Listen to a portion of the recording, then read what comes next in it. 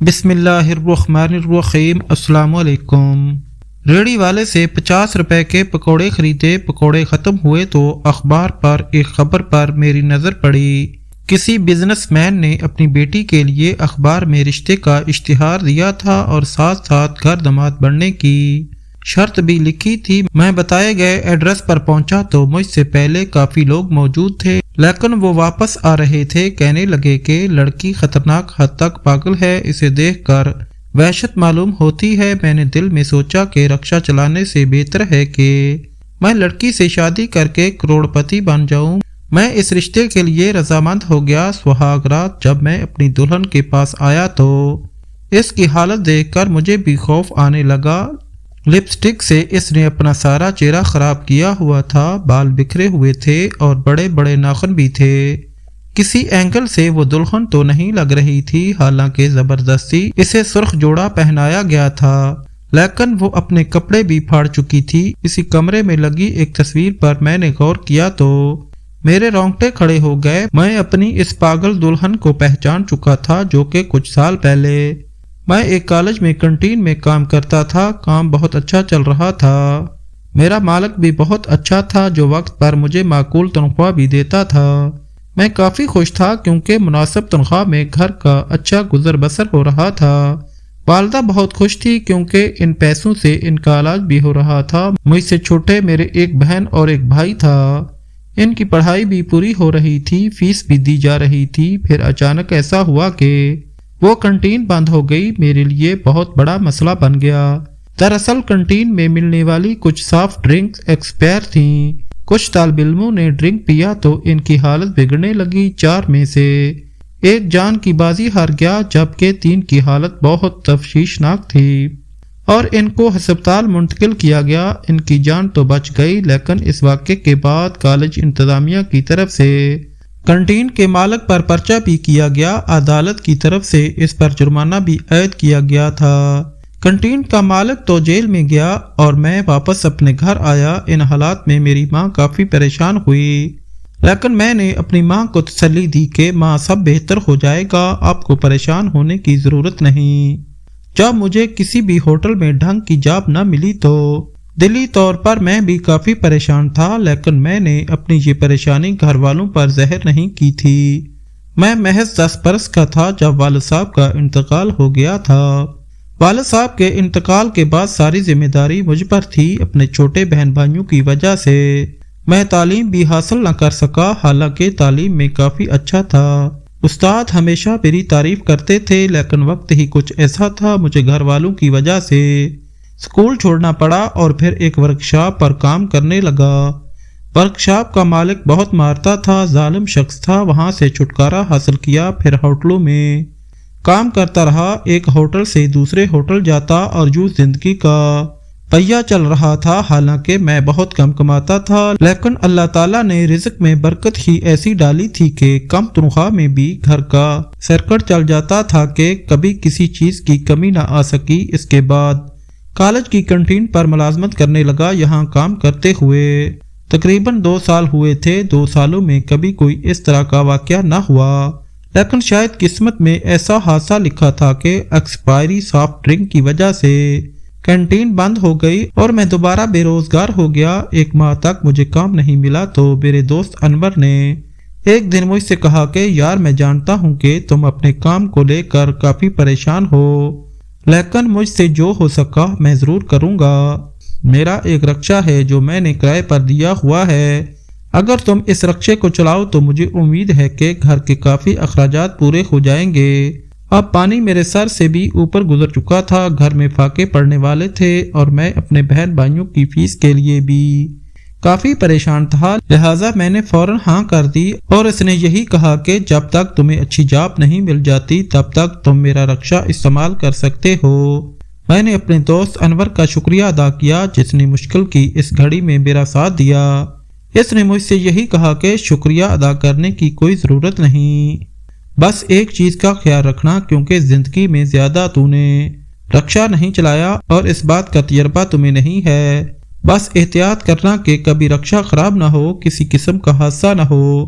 میں نے اپنے دوست سے کہا کہ بے فکر ہو جاؤ، میں اسے اپنی ذاتی سمجھ کر ہی استعمال کروں گا۔ میں رکشہ چلانے لگا اور اسی طرح دوبارہ اپنے گھر والوں کے لیے روزی کمانے لگا۔ ایک دن میں جتنی بھی کمائی ہوتی میں اللہ کا شکر ادا کرتا، کبھی زیادہ کبھی کم، لیکن میں ہر دن کچھ نہ کچھ کما رہا تھا جو کہ میرے گھر والوں کے کام آ رہا تھا۔ ایک دفعہ میرے رکشے پر ایک عورت سوار ہوئی، باقی سواریاں بھی تھی، لیکن وہ عورت اکیلی تھی۔ وہ رو کر فون کر رہی تھی، کسی کو اپنی مجبوری بتا رہی تھی اور میں اس کی بات بڑے غور سے سن رہا تھا۔ وہ یہی کہہ رہی تھی کہ بیٹی سخت بیمار ہے، دوائی کے پیسے بالکل نہیں، جبکہ ڈاکٹر صاحب کی طرف سے یہی ہدایات دی گئی تھیں کہ دوائی میں ناغہ بالکل نہیں کرنا ورنہ بچی کی طبیعت پہلے سے بھی زیادہ بگڑ سکتی ہے۔ اب میں کیا کروں؟ میں اپنی بچی کے لیے بہت پریشان ہوں۔ ظالم باپ اس بچی کو چھوڑ کر جا چکا ہے۔ اب میں اکیلی ہوں، لوگوں کے گھروں میں کام کرتی ہوں، اس گھر کا راشن بھی آتا ہے اور دوائی کے لیے میرے پاس پیسے نہیں۔ یہ کہہ کر وہ سسکیاں لینے لگی۔ مجھے عورت پر بہت ترس آ رہا تھا، حالانکہ میں خود مشکل میں تھا۔ میں جانتا تھا کہ گھر کے اخراجات پورے کرنے کے لیے کیا کیا کرنا پڑتا ہے۔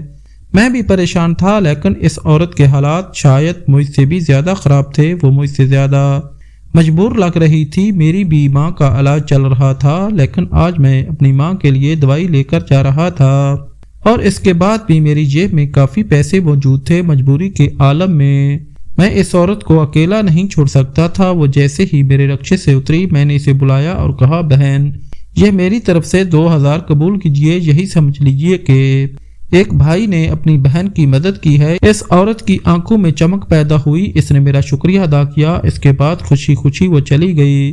اس کے بعد مجھے عجیب سی خوشی محسوس ہوئی تھی۔ آج پہلی بار مجھے اس بات کا پتہ چلا تھا کہ کسی ضرورت مند کی مدد کرنے سے دل کو ایک عجیب سا سکون محسوس ہوتا ہے۔ اگلے دن مجھے کافی زیادہ گاہک ملے جو میرے رکشے پر سوار ہوئے اور کل کی نسبت مجھے دگنا منافع حاصل ہوا۔ میں بہت خوش تھا، لیکن میری حیرت میں اسی وقت اضافہ ہوا جب چند دن بعد مجھے وہی عورت دوبارہ ملی، حالانکہ میں اسے نہیں پہچانتا تھا۔ وہ پردے میں تھی، لیکن اس وقت میں نے اسے پہچانا جب رکشے پر سوار ہو کر وہ دوبارہ رونے لگی، بالکل ویسے ہی اپنی مجبوری کسی سے بیان کر رہی تھی۔ میں تو یہ نہیں جانتا تھا کہ وہ کسی کو کال کر رہی ہے یا نہیں، لیکن اس کی آواز اتنی بلند تھی کہ میں اس کی بات سن رہا تھا۔ ایسے معلوم ہوتا تھا کہ وہ مجھے ہی سنا رہی ہے، اور یہ اس عورت کا پیشہ ہے جو مختلف رکشوں پر سوار ہوتی ہے، پھر اپنی مجبوری بلند آواز میں بیان کرتی ہے۔ کچھ لوگ اس پر ترس کھا کے کچھ دے دیتے ہیں، کچھ نہیں دیتے، لیکن یہ اس کا کام تھا، یہ اس کا پیشہ تھا جس پر وہ کام کر رہی تھی۔ مجھے اس ڈرامے باز عورت پر بہت غصہ آیا۔ میں نے رکشہ سائڈ پر کیا اور فوراً اس کے ہاتھ سے موبائل لے لیا۔ وہ چیخنے لگی، چلانے لگی کہ اس نے مجھ سے موبائل لے لیا ہے۔ لوگ مجھ پر خفا ہونے لگے کہ ایک عورت سے تم نے موبائل کیوں لیا ہے؟ میں نے کہا، میں موبائل واپس کر دوں گا، لیکن میں چیک کرنا چاہتا ہوں کہ تھوڑی دیر پہلے یہ کال کر رہی تھی کیا وہ واقعی کال کر رہی تھی، کسی کو اپنی مجبوری بتا رہی تھی۔ لیکن جیسے ہی میں نے اس کا موبائل چیک کیا تو پتا چلا کہ وہ کسی کو کال نہیں کر رہی تھی اور محض ڈرامہ کر رہی تھی، جھوٹ بول رہی تھی۔ کچھ باقی رکشے والے بھی میرے سامنے آئے اور انہوں نے بھی اس بات کی گواہی دی کہ یہی عورت تھی جس کی ہم مدد کر چکے ہیں، لیکن یہ جھوٹ بولتی ہے، یہ ہر وقت اپنی کوئی نہ کوئی مجبوری ہمیں سناتی ہے اور پھر رونا شروع کر دیتی ہے۔ بعد میں پتا چلا کہ وہ ایک پیشہ ور عورت ہے۔ موبائل پر کسی کو بیوقوف بنانے کے علاوہ وہ مختلف لوگوں کی جیب بھی کاٹتی ہے۔ اس دن مجھے بہت حیرت ہوئی تھی۔ میں سوچ بھی نہیں سکتا تھا کہ کچھ عورتیں اتنی بھی مکار ہو سکتی ہیں اور جھوٹ موٹ کے آنسو بہا کر اور رو رو کر لوگوں کو بیوقوف بناتی ہیں۔ اس دن کے بعد میں کافی محتاط ہو گیا، لیکن میں ایسے لوگوں پر حیران تھا جس کی وجہ سے لوگ ان کو بھی دینے سے پہلے کئی بار سوچتے ہیں، جو حقیقت میں مستحق ہوتے ہیں کہ ان کی مدد کی جائے۔ خیر، اس کے بعد میں کافی محتاط ہو گیا اور لوگوں کو پہچاننا شروع کیا۔ اس دنیا میں ہر قسم کے لوگ ہوتے ہیں، کچھ ایسے بھی ہوتے ہیں جو واقعی مجبور ہوتے ہیں، مگر اکثریت ایسے لوگوں کی ہے جو لوگوں کی سادگی کا فائدہ اٹھاتے ہیں اور سادہ لوگ ان کی چالاکی کا شکار بن جاتے ہیں۔ آج میں نے ریڑھی والے سے پکوڑے لیے۔ پکوڑے کھا کر اخبار کے ٹکڑے پر میری نظر پڑی جو میرے لیے کافی دلچسپ تھی۔ एक कंपनी का मालिक जो कि बहुत बड़ा बिजनेसमैन भी था, इसने अपनी बेटी के लिए अखबार में इश्तिहार दिया था। अपनी बेटी की शादी के लिए इसने अखबार में इश्तिहार दिया था। आधी खबर तो मैंने पढ़ ली थी, लेकिन पूरी खबर डिटेल से पढ़ने के लिए मैंने नया अखबार खरीदा। तो इस बिजनेसमैन ने ये शर्त भी लिखी थी कि जो भी मेरी बेटी से शादी करेगा वो घर दामाद बनकर रहेगा, एक बंगला और गाड़ी भी इसे मिलेगी, बस इसे मेरी बेटी का ख्याल रखना पड़ेगा। इश्तिहार पर ऐसा कुछ भी नहीं बताया गया कि लड़की ज़हनी माजूर है, लेकिन फिर भी ये खबर पढ़कर मुझे ये थोड़ा सा शक हो चुका था कि लड़की में कोई ना कोई मसला जरूर होगा, वरना कोई भी बाप ऐसे नहीं कहता। खैर, मैंने भी किस्मत आजमाने का फैसला किया। दिखने में तो खूबसूरत था, जवान था, बस ये कि तालीम की कमी थी और ज्यादा पढ़ा लिखा नहीं था। अपनी हैसियत को अच्छे तरीके से पहचानता था, लेकिन फिर भी मैं बताए गए एड्रेस पर जा पहुंचा। मुझसे पहले काफी सारे लोग, नौजवान, एक एक करके इसके वालिद से मुलाकात करके वापस आ रहे थे, लेकिन इनके चेहरे के तासरात बता रहे थे कि वो खुश नहीं थे, या फिर जैसे उन्होंने खुद इनकार किया या लड़की के वालिद ने इन्हें रिजेक्ट किया। इसके बारे में हकीकत में कुछ नहीं जानता था, लेकिन कुछ न कुछ गड़बड़ जरूर थी और मैं हकीकत जानना चाहता था। उन्होंने बहुत अच्छा लिबास पहना हुआ था, अच्छे अच्छे घरानों के लड़के लग रहे थे, सूटेड बूटेड थे। हालांकि मैं तो एक सादे से लिबास में था। लड़की का बाप खुद एक उम्मीदवार का इंटरव्यू ले रहा था जो लड़के वापस आए, तो उनमें से मैंने 2-4 लड़कों से पूछा कि सुनाएं, फिर कैसा रहा आप लोगों का इंटरव्यू। उन्होंने मुस्कुरा कर कहा, भाईजान आप वापस चले जाएं, पहले तो आप अपनी हालत देखें। आप सादे लिबास में आए हैं और हालत से तो मजदूर ही लग रहे हैं, लेकिन फिर भी वापस जाने में ही बेहतरी है, क्योंकि लड़की को देखकर आप डर जाएंगे। मैं इस बात पर हैरान हुआ कि वो लड़की है या कोई बला जिसको देखकर मैं खौफजदा हो जाऊंगा। खैर, मैंने इनकी बातों पर ध्यान न दिया, लेकिन एक लड़के ने मुझसे ये जरूर कहा कि वो लड़की खतरनाक हद तक पागल है, इसको देखकर ही खौफ महसूस होता है।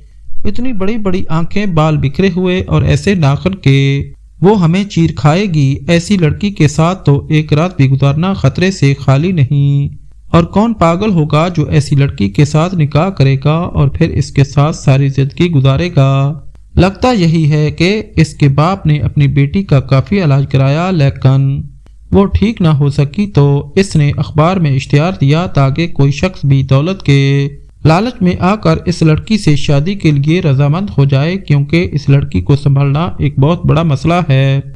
ऐसी ऐसी बातें थी जो वो मुझसे कर रहे थे, मगर इसके बावजूद मैंने यही सोचा कि देखी जाएगी, रक्षा चलाने से बेहतर ही है कि बंदा किसी लड़की को सहारा दे या फिर इसको संभाले। मैंने किस्मत आजमाने का फैसला जरूर किया। इसके वालिद के सामने गया।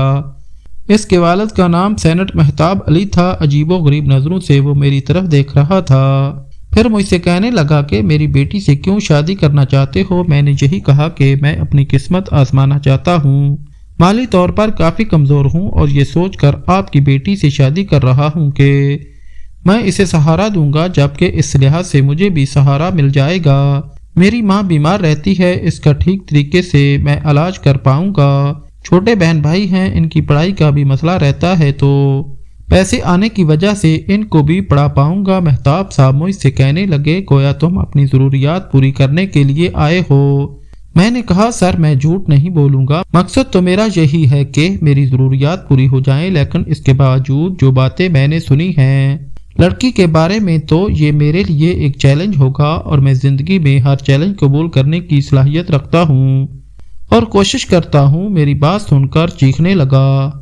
बकवास करते हैं लोग, मेरी बेटी को कुछ नहीं, इसका इलाज जारी है। बस अपनी माँ की वफात के बाद वो डिस्टर्ब रहने लगी है, इसे एक अच्छे वफादार साथी की जरूरत है। मेरी बेटी पागल नहीं।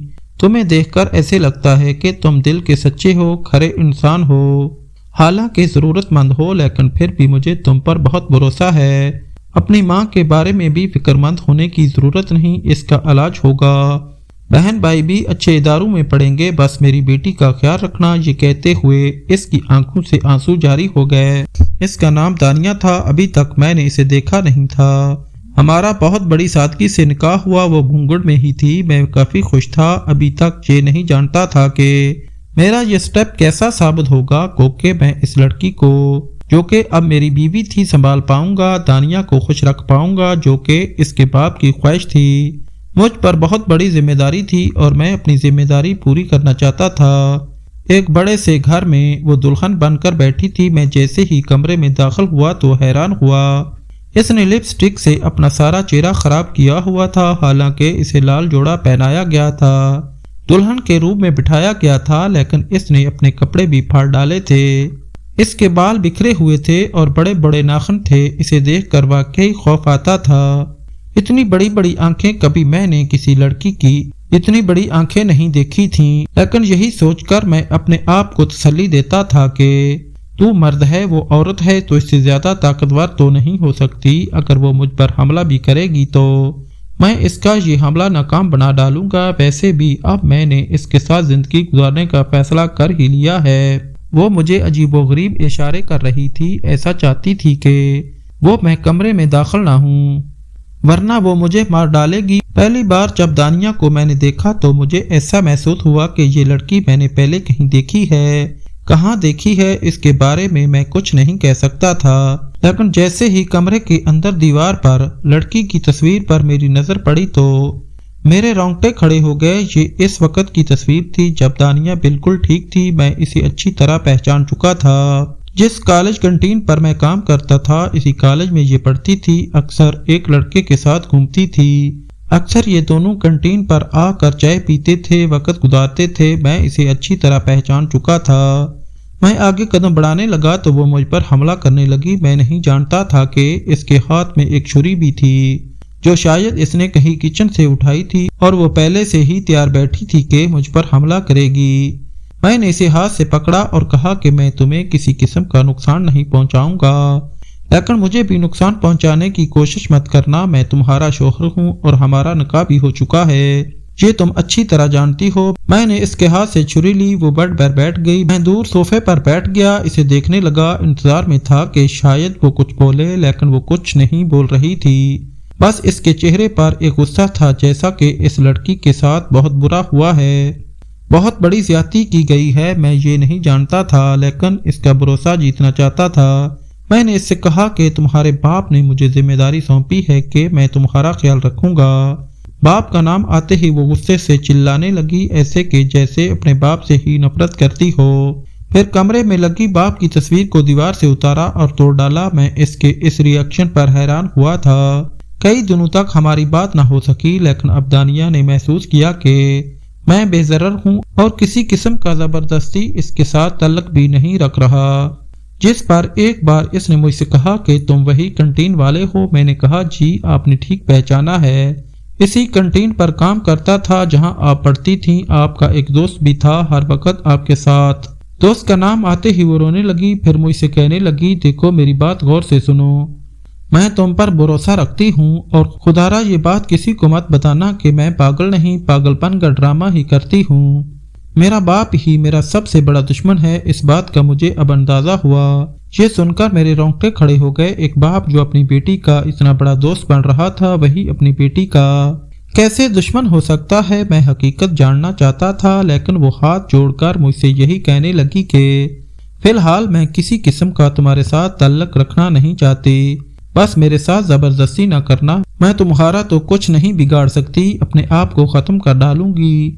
میں نے دانیہ سے یہی کہا کہ فکر مند ہونے کی ضرورت نہیں، تمہاری مرضی کے بغیر میں تم پر کسی قسم کی زبردستی نہیں کر سکتا، تھوڑی بہت انسانیت مجھ میں بھی ہے، مجھ پر بھروسہ رکھو اور مجھے بتاؤ کہ تمہارے ساتھ کیا ہوا۔ اور وہ رو کر کہنے لگی کہ کبھی کبھی ماں باپ کی غلطی کی وجہ سے اس کی اولاد مصیبت میں پھنس جاتی ہے، مجھے میری ماں کی غلطی کی سزا مل رہی ہے، میری ماں جس سے بہت بڑی غلطی ہوئی اور اب وہ اس دنیا میں بھی نہیں۔ میں یہ سن کر حیران ہوا، اس سے پوچھنے لگا کیا آپ کی ماں سے کون سی غلطی ہوئی؟ کہنے لگی یہ میرا سگا باپ نہیں، یہ میرا سوتیلا باپ ہے، اور کہانی بہت لمبی ہے۔ سیٹھ مہتاب کی وجہ سے ہمارا ہستہ بستہ گھر برباد ہو چکا تھا۔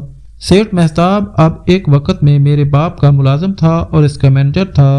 میرا والد اسے اپنے بھائیوں کی طرح سمجھتا تھا، یہ قرض میں مبتلا تھا۔ میرے باپ نے اس کی مدد کی، لیکن یہ میرے باپ سے نفرت کرتا تھا، حسد کی وجہ سے دن رات میرے باپ سے جلتا تھا۔ میں اس وقت بہت چھوٹی تھی، دراصل میرے باپ سے بھی غلطی ہوئی اور ماں سے بھی غلطی ہوئی، اور آج اپنے والدین کی غلطی کی وجہ سے مجھے بھی سزا مل رہی ہے۔ انسان کبھی کبھی کمزور پڑ جاتا ہے، ان کمزوریوں کی وجہ سے وہ اپنے ساتھ ساتھ اپنے چاہنے والوں کو بھی مصیبت میں ڈال سکتا ہے، اور یہی میرے ساتھ ہوا۔ سیٹھ مہتاب نے ایک جسم فروش عورت سے رابطہ کیا اور کسی طرح میرے باپ کے پیچھے لگا دیا۔ وہ عورت میرے باپ سے رابطہ کرنے کی کوشش کرتی رہی، اپنے پیار کے ڈورے ڈالنے لگی۔ اس کو ایسا کرنے کے لیے پیسے بھی دیے گئے تھے سیٹھ مہتاب کی طرف سے، اور وہ ایک پیشہ ور عورت تھی، جبکہ سیٹھ مہتاب خود میری ماں پر نظر رکھتے تھے، دل ہی دل میں اسے بہت چاہتے تھے۔ اب چاہنے کی وجہ میں بھی نہیں جان سکتی، کیونکہ میری ماں بہت بڑی پراپرٹی کی مالک تھی، ایک کھاتے پیتے گھر سے تعلق رکھتی تھی، اپنے والدین کی اکلوتی اولاد تھی، اور میرے نانا نے اپنی ساری جائیداد میری ماں کے ہی حوالے کی تھی۔ میرا مرحوم باپ ایک شریف اور غریب انسان تھا، میرے نانا کا بہت وفادار تھا، اس کا ملازم ہی تھا، لیکن اس کی شرافت کو دیکھتے ہوئے نانا نے اپنی بیٹی کی شادی اپنے ملازم سے ہی کر دی۔ وہ پڑھا لکھا انسان تھا، میرا باپ بہت اچھا تھا، لیکن سیٹھ مہتاب کو اس بات کا افسوس تھا۔ وہ میرے باپ کی بازی سے واقف تھے، جانتے تھے کہ میرے باپ کی کچھ حیثیت نہیں تھی، لیکن میری ماں سے شادی کرنے کے بعد ابا اس کمپنی کے مالک بن چکے تھے، وہ باس کی حیثیت رکھتے تھے، ماں کو بھی اس پر پورا بھروسہ تھا۔ مگر ابا سے زندگی میں بس وہی غلطی ہوئی کہ ایک خوبصورت عورت جس کا دل بہت کالا تھا، اس کے چنگل میں بری طرح پھنس چکے تھے، چھپ چھپ کر اس سے ملنے لگے، اور سیٹھ مہتاب اس پر بہت خوش تھا کیونکہ اس کا مقصد پورا ہو رہا تھا۔ اس جسم فروش عورت نے ابا کی ویڈیو بھی بنا لی تھی جب ابا اس سے ملنے کے لیے گئے تھے۔ ایک دن موقع پا کر اس نے میری ماں کو ابا کی وہ ویڈیو دکھائی جس میں وہ جسم فروش عورت کی باہوں میں تھے، وہاں سے یہی کہا کہ جس سے آپ کی شادی کی گئی وہ آپ کے لائق ہرگز نہیں تھا، یہ ہے اس کی حقیقت۔ وہاں سے ماں سے یہ برداشت نہ ہوا اور اس نے ابا سے خلا لے لی۔ میں اپنے باپ سے بہت محبت کرتی تھی، لیکن قسمت میں میرے باپ کی محبت نہیں تھی اور میں باپ سے جدا ہو گئی۔ جب ابا کو پتا چلا کہ وہ عورت ایک منصوبہ تھا اسے پھنسانے کے لیے، تو اس نے خودکشی کر کے اپنی جان لے لی، اور میری ماں کے نام پر یہ خط لکھا تھا کہ مجھے معاف کر دینا، زندگی میں بس ایک ہی غلطی مجھ سے یہی ہوئی تھی جو کہ ناقابل معافی تھی۔ عدت پوری ہوتے ہی سیٹھ مہتاب نے ماں سے شادی کر لی، کیونکہ ماں کو اس نے اپنے جال میں پھنسا لیا تھا۔ مجھے شروع سے ہی یہ شخص ناپسند تھا، لیکن میں خوش رہی، کچھ نہیں کر سکتی تھی۔ جیسے جیسے میں بڑی ہوتی گئی اور مہتاب بھی مجھ سے محبت بالکل نہیں کرتا تھا۔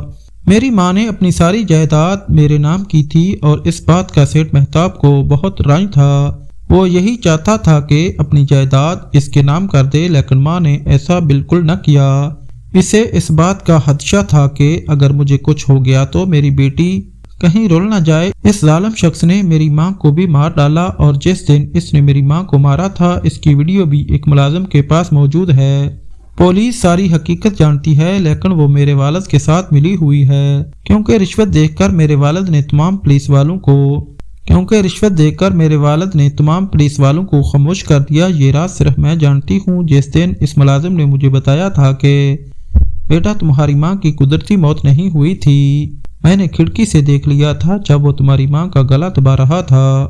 میں نے جلدی سے ویڈیو بنا لی، لیکن یہ ویڈیو کسی بھی پولیس والے کے سامنے لے جانے کا کوئی فائدہ نہیں، کیونکہ وہ تمہارے باپ سے ملے ہوئے ہیں، لیکن ایسا کرنے سے خود میں مصیبت میں ضرور پھنس جاؤں گا۔ تمہاری ماں تو واپس نہیں آئے گی، لیکن میں بال بچے دار ہوں، یہ شخص میری ساری فیملی کو مروا دے گا۔ ثبوت ہونے کے باوجود یہ شخص سب کے سامنے آزاد گھوم رہا ہے، اپنا بزنس چلا رہا ہے جو کہ میری ماں کا تھا، سب کچھ میرے نام پر تھا۔ اس نے بہت کوشش کی کہ کسی طرح یہ جائیداد اس کے قبضے میں آ جائے جو کہ میری ماں نے میرے نام کی تھی، لیکن میری زندگی میں ایسا ممکن نہیں۔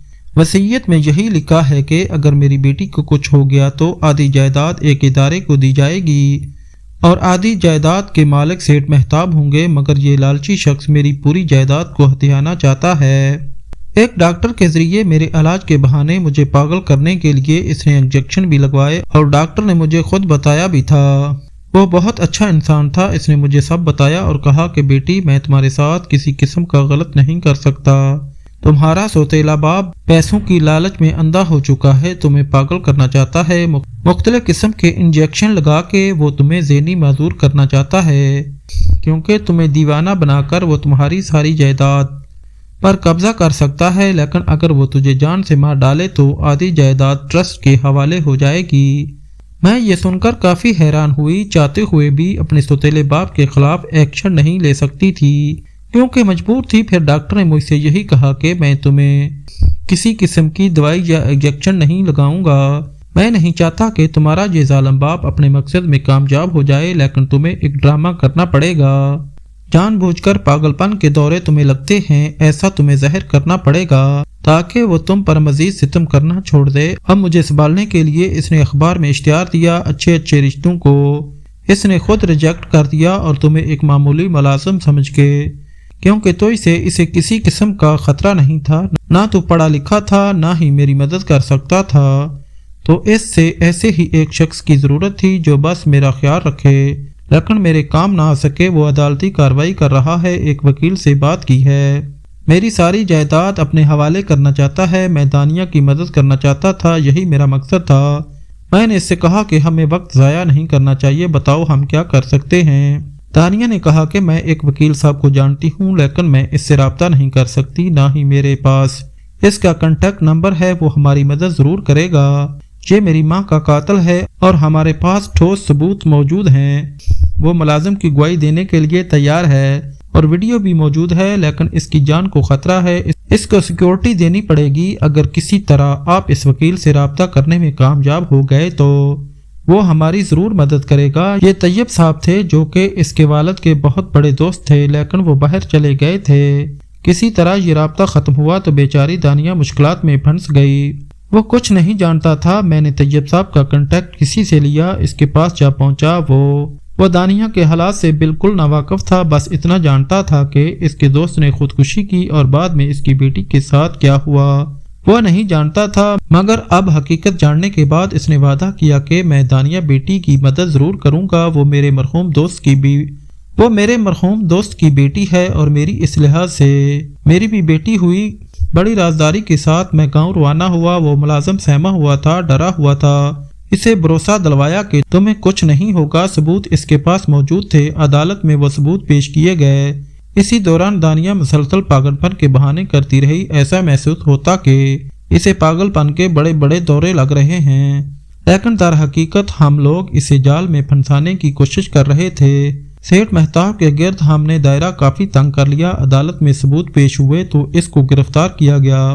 یوسف صاحب کے قتل کے جرم میں، جو کہ دانیہ کے والد تھے۔ قسمت مجھ پر بھی بہت مہربان ہوئی اور میں سوچ بھی نہیں سکتا تھا کہ دانیہ جیسی زندگی میری زندگی میں آ جائے گی۔ میں نے اس کا ساتھ دیا مخلص ہو کر۔ مجھے کسی قسم کی لالچ نہیں تھی، لیکن پھر بھی دانیہ نے مجھے دل سے قبول کیا۔ جب میں اپنے ماضی پر نظر دوڑاتا ہوں تو اللہ کا شکر ادا کرتا ہوں کہ میرے حالات پہلے سے کتنے بہتر ہیں۔ ماں کا علاج ہو گیا، اپنے بھائی اور بہن کو تعلیم دلوائی، سب سے بڑھ کر دانیہ کا سہارا بنا۔ اس کے پاس مال و دولت کی کوئی کمی نہیں تھی، لیکن ایک مخلص دوست چاہیے تھا۔ میں اس کا مخلص دوست بن چکا تھا اور آج بھی دانیہ یہی کہتی ہے کہ آپ پر مجھے فخر ہے۔ مشکل کی اس گھڑی میں آپ نے میرا ساتھ دیا اور میرے اس ظالم باپ سے مجھے نجات دلائی۔